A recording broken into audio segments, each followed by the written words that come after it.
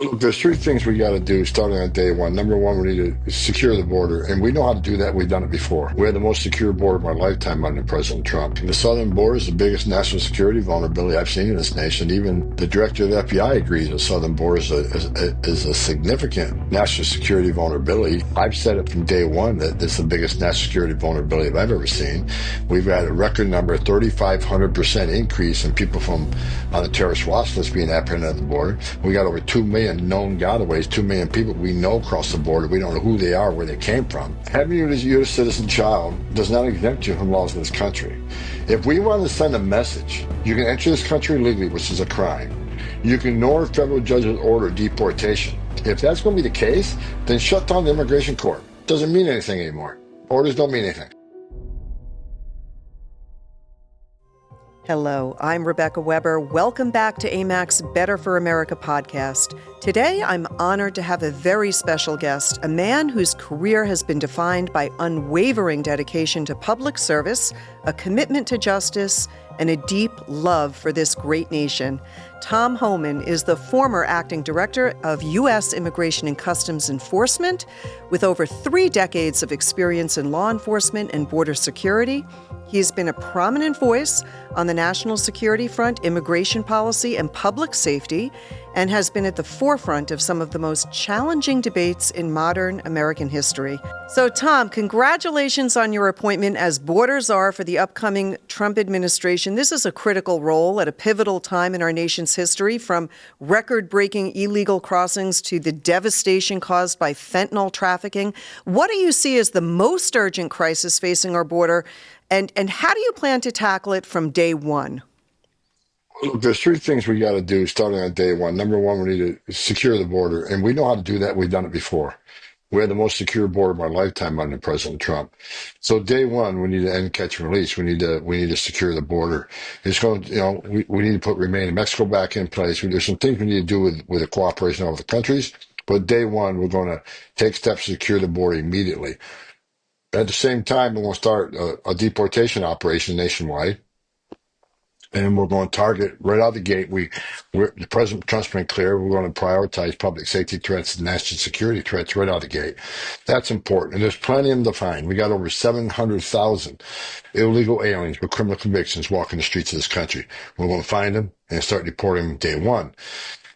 Third priority, the third level of priority is trying to find over 300,000 children that were smuggled into this country, released to so-called sponsors by this administration that they can't find. So that's the third rail of priorities, finding these children.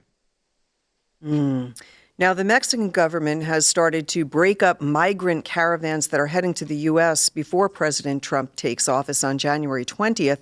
Now, when Trump first announced the threat of tariffs, President Claudia Pardo shrugged it off and said that Mexico would put their own tariffs on American goods. But clearly you can see from the events over the past week that Mexico is taking the tariffs very seriously. This is something we haven't seen during the Biden administration. Do you believe that Mexico has changed its stance due to President Trump's threat of a 25% tariff if Mexico doesn't cooperate with the flow of illegal immigrants into the U.S.? I think they better. I mean, we'll see. We'll see what their actions are. Right now, they're supposedly breaking up migrant caravans, but talk is one thing, but actions another. So we'll wait to see exactly what they do. But President Trump's serious. He's going to put America first. Always has. And he got Mexico to do the Remain in Mexico program in the first administration. He got them to put military on the southern northern border. He simply wants Mexico to enforce their laws. It's illegal in Mexico. Just transit through that country if you're not a citizen of Mexico, to transit through that country without a transit visa, but it's been happening. It's also against law in Mexico to traffic in women and children, but it's been happening. So I think President Trump has made it clear to Canada and Mexico that he expects them to enforce their laws and help secure the border because it's their responsibility too. So I look, we already see changes. Mexico's already taken some steps. Canada's already reaching out to meet and talk. So I think President Trump, even though he's not in office yet, is already having a positive effect. Once he gets in office and actually is the president of the United States, I think you'll see these countries act much more quickly to get to an agreement on our borders. Excellent. Now, I want to talk about something recently that passed in the House. This is the Violence Against Women by Illegal Aliens Act, sponsored by Congresswoman Nancy Mace. It passed in the House with a vote of 266 for, 158 against, just last Wednesday. Now, every Republican voted for the bill, yet the vast majority of Democrats voted against it. This bill would deport or deem someone inadmissible to the United States who has been convicted of a crime like a sex offense, domestic violence, stalking, child abuse, that kind of thing. Tom, why in the world would most Democrats vote against a bill like this? I mean, any normal person would want this bill passed, yet the Democrats want child molesters, rapists, and dangerous criminals to roam our neighborhoods? Can you make heads or tails of that? No, I can't. They lost their minds. I mean, for the same reason that President Trump and myself have been clear that the deportation operation is going to prioritize public safety threats. But I got mayors and governors in sanctuary jurisdictions saying they're going to put roadblocks up.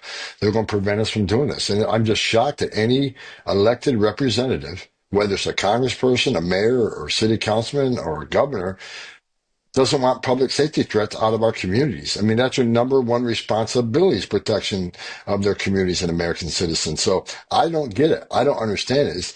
I think politics has taken over common sense. But we're going to enforce those laws. We're going to do it without apology. If they don't want to help, fine, they get out of the way. We'll do it. But I'm shocked at the number of Democrats who vote against that. It just doesn't make sense. It's for the last couple of administrations, they've been pushing, hey, concentrate on criminal aliens and leave illegal aliens alone. Now they went further left. I would think after this election that the immigration issues and border security is the number one issue that swayed a lot of Americans to vote for this president. Why they would continue to push back on us. I don't understand it. I'm shocked by it. But again, we're going to do it with or without them. Very good. Now, for illegals who have children who were born in the U.S. and have birthright citizenship, will you deport them all together, including U.S.-born children of illegals? And, is there any plan to re-examine birthright citizenship under the 14th Amendment? Having you as a U.S. citizen child does not exempt you from laws of this country. If we want to send a message, you can enter this country illegally, which is a crime. You can ignore a federal judge's order of deportation after getting due process at great taxpayer expense. If you have a U.S. citizen child, you're immune from the law. The court order doesn't mean anything. If that's the message we're going to send to the whole world, you're never going to stop illegal immigration because they know now they got to free out. Come to the United States, have U.S. citizen children, they're immune from our laws. And you can't demand due process. You can't demand the right to see a judge. You can't demand the right to claim asylum. At the end of that due process, the judge says you must leave and you don't leave. If that's going to be the case, then shut down the immigration court. Doesn't mean anything anymore. Orders don't mean anything. Take the border patrol off the border because there's no consequences. So look, I've been clear. If you're in a country illegally and a judge orders you to move, you got to leave. And if you made the decision to have a child, knowing that you're here illegally, you would put your family, you yourself put yourself in that position, not Tom Homan and not men and women of race. So you got a decision to make. You can take the child with you, which, parenting 101, or you can leave the child with a relative. I mean, that's going to be the parent's decision, but there's going to be no caveat that says you are immune from our laws if you have your citizen child. It's just you're never going to fix the border that way. We got to have consequences for violating the laws of this country, and the whole process of due process, spending billions of dollars in this whole process to see a judge and have a judge make a decision, we can't throw it out the window. So we're going to stick to the laws as written by Congress. And if they don't like it, change the law. But we're going to follow the laws as written by Congress that are in federal statute. That's what we're going to do. Now, the majority of attention has been at the southern border, but we all know that there are many illegal migrants that are coming across the northern border through Canada, and it doesn't seem Canada has been doing much to stem the flow there either. Is there any plan to secure the flow of migrants entering illegally from the north? I mean, I would imagine it would be a little different than securing the southern border due to the geographical differences, perhaps? Well, look, representative in Canada has already contacted me. They want to have a sit-down discussion. Very interested in securing the border. I have not had, in-depth discussion with them. We got to wait till we're in power because there are certain requirements that we have to actually be in the federal government to have these kind of discussions. But they have reached out to me. They want to have a meeting.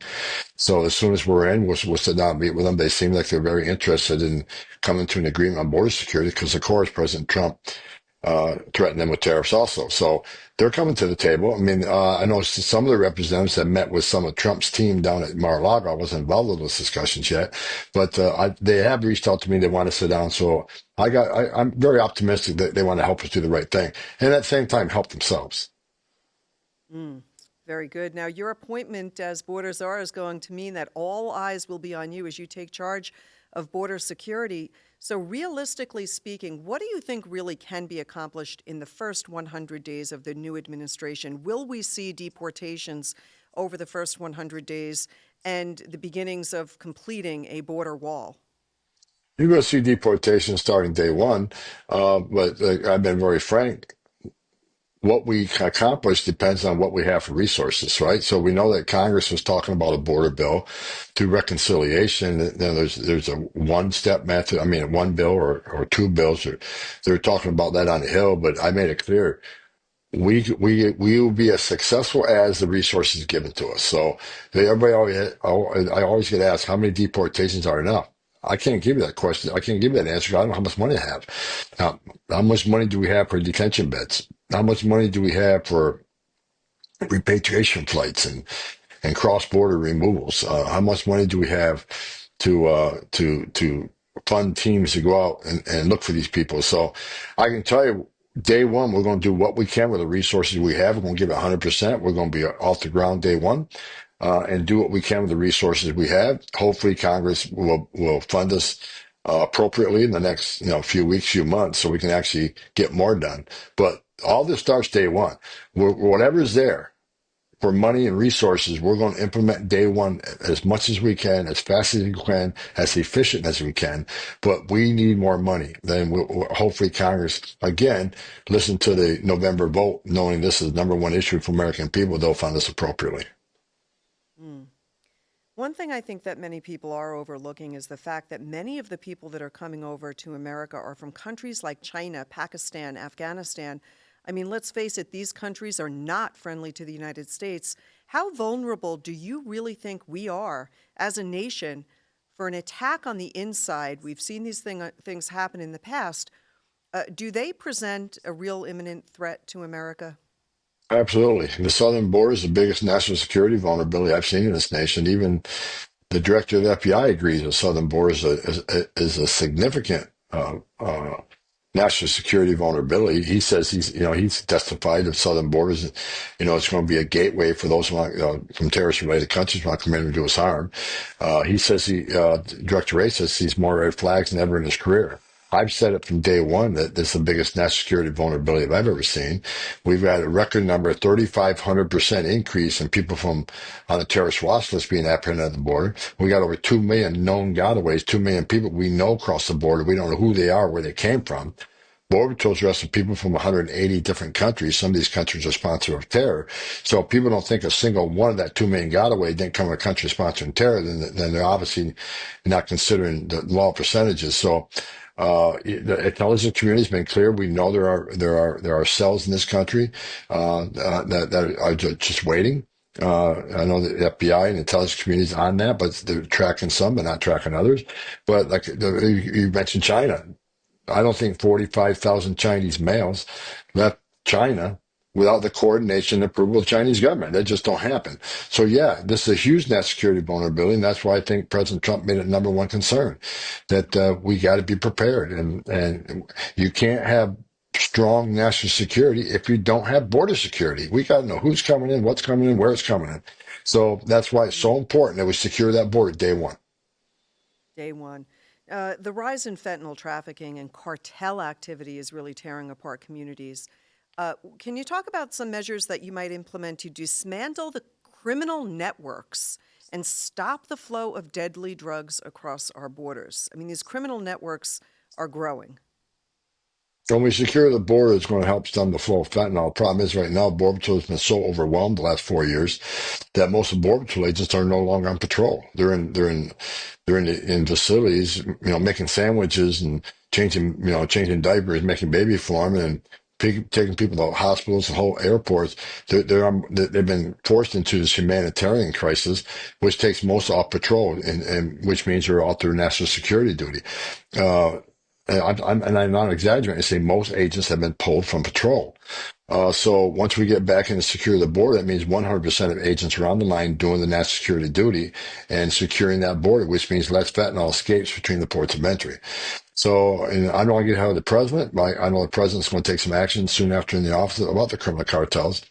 I'm not in a position to talk about that right now. I don't want to get ahead of him. I know what's coming, but we'll wait for the president to make those announcements once he's in.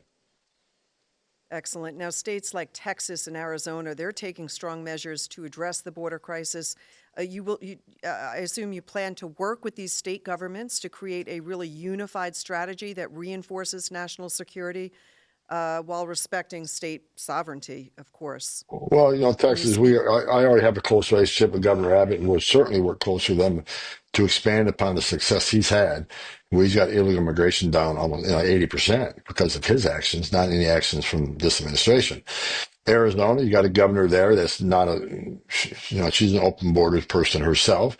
So I don't see much coordination with her, but I see coordination with the sheriffs and the law enforcement there who just passed legislation that they can get involved in immigration enforcement matters. So I'll be working with law enforcement in Arizona across the board, whether sheriffs or chiefs or on securing the border and adding consequences.